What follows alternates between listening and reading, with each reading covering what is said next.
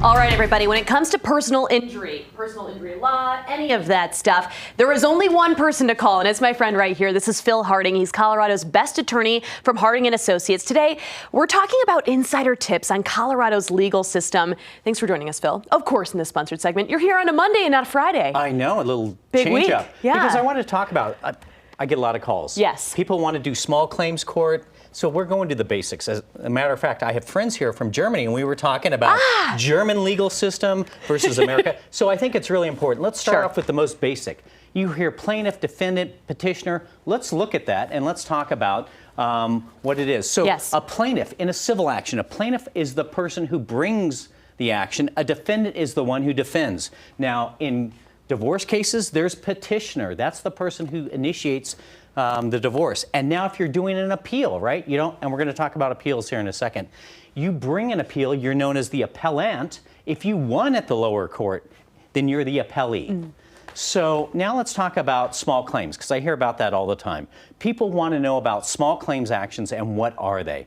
A small claim is really interesting. So first of all, it's made for individuals. Attorneys, I know nothing about it because attorneys are not allowed in small claims court. Is that right? Yeah. Okay. But the other side, so if you sue someone and then they have an attorney, it's bumped up to county court, but don't worry about it because the judge at county court knows that you brought it in a small claims court and they will defend you. County court, it's up to $35,000. It used to be $15,000. Courts just changed it, our legislator. Now, attorneys are allowed that we were talking about. When you have a trial, it could be in front of a judge or a jury. Now, back in small claims court, you're in front of magistrate. And the cool thing about small claims court, it's nights, weekends, regular business days, so you can really get things taken care of. And then let's talk about something else, discovery. So discovery is like if there's a deposition done before. If you send questions to the other side, those are called interrogatories.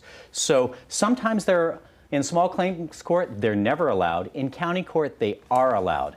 Now, I want to talk about the next level up. Remember, we were doing small claims court, then county court, district court. Okay. That's normally where my firm practices. It's unlimited jurisdiction, which means you can sue for a penny, you can sue for a gazillion dollars. Doesn't matter. Runs the gamut. That's right.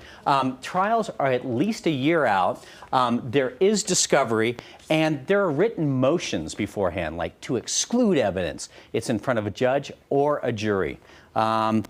It's so important to look at these different levels. Now, a lot of people want to know about appeals. Right? Can you tell us more? What about appeals? Well, let's look at that. Appeals, and here's a very interesting thing. A lot of people say, I have this brand new evidence. I want to bring it in on appeal.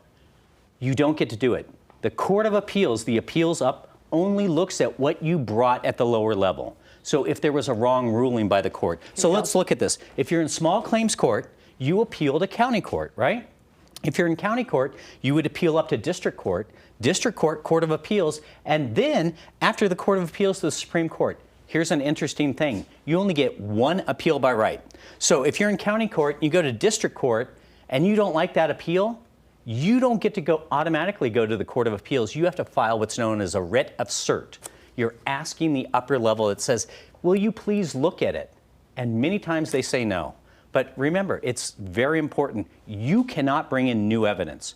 So if you lose at the lower level, what I want you to do is file a motion with the court that you were in and say, I have this new evidence. And then you have to go through the whole process again. Right. And then you can bring it in at the appellate level. Okay. Good to know. Phil's a wealth of knowledge in many different sectors when it comes to personal injury law. Thank you so much for coming in. You're welcome. We appreciate you. And we'll tell you where you can find Phil. If you feel like you're in a situation right now where you need to rely on someone, this is the guy to rely on. To reach Harding & Associates directly, give him a call, 303-762-9500. You can get a free consultation at absolutely any time. And you can find Phil online at hlaw.com. We want to say thank you again to our good friend of Great Day Colorado, Phil, for sponsoring this segment. We'll be back.